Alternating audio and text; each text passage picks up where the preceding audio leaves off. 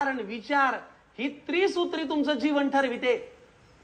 आहार म्हणजे तुम्ही जो आजकाल घरात घेत नाही तो, विहार म्हणजे तुम्ही कुठं बोंबलत हिंडतात ते, आणि विचार म्हणजे बहुतांश माणसांच्या मेंदूमध्ये कधीच चांगली येत नाही ते.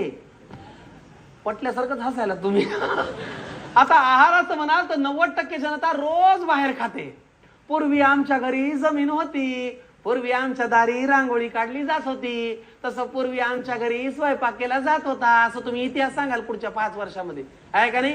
अहो परवा तर एका घरामध्ये म्हणे लहान लेकराची गुटी कळती ना, परवा एका घरामध्ये म्हणे लहान लेकराची गुटी उघडायची कशी आणि कशाची याचा पत्ताच नसल्यामुळे झोमॅटोवर बायकांनी BLACHI बालाची गुटी असा पदार्थ मागवला.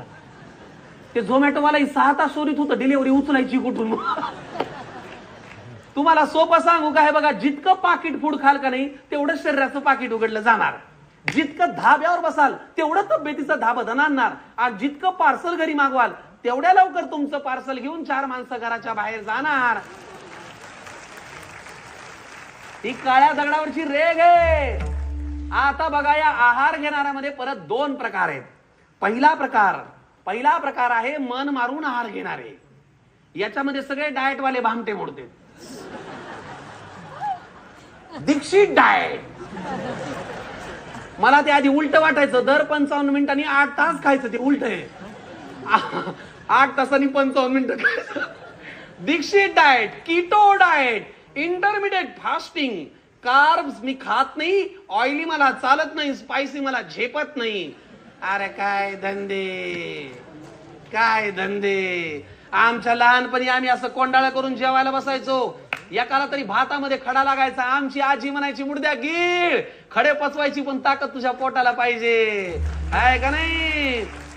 पण आता तुमचा गहू असा पॉलिश आहे, असा फेर अँड लवली लावल्यासारखा पॉलिश आहे की त्याच्यामध्ये खडा सोडा बोंबल्याला सत्वही कुठं सापडायचं नाही. प्रकार क्रमांक 2, पोट मारून आहार घेणारे.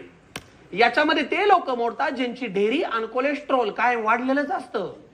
यांना तुम्ही कितीही सांगा, बापून्या थोडं कमी खा, फुटून मरायची वेळ आली थोडं कमी खा, हे कुणाच्या बापाचं ऐकत नाहीत. यांचं करिअर 3च शब्दात आहे, बोलूया, भेटूया,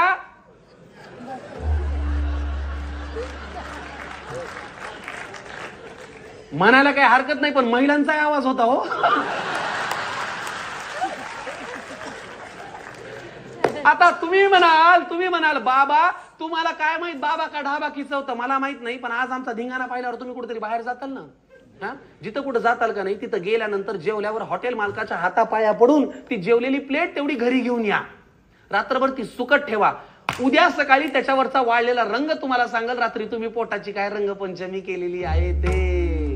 आता तुम्ही म्हणाल, महाराज तुम्ही खाणाऱ्यालाही बोलता, आम्ही काय करायचं? सांगतो ना, प्रमाणामध्ये सर्व काही असावे. अति भोजने रोग येतो घराला. देहाला घर म्हणलंय. अति भोजने रोग येतो घराला, अति उपासे कष्ट होती नराला. फुका सांग त्या देवावरी का रुसवावे, प्रमाणामध्ये सर्व काही असावे, आहे ना? बॅलेन्स इज मस्ट मंडळी, balance is must because you are what you ईट.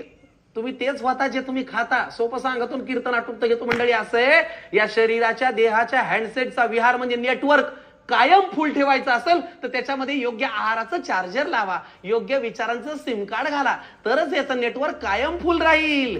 पंढरीच्या विठुराया पुढल्या कीर्तनाला येतोय मग, पण तवर तुझ्या या भक्तांना जरा पौष्टिक खायला शिकव बघ. रामकृष्ण हरी.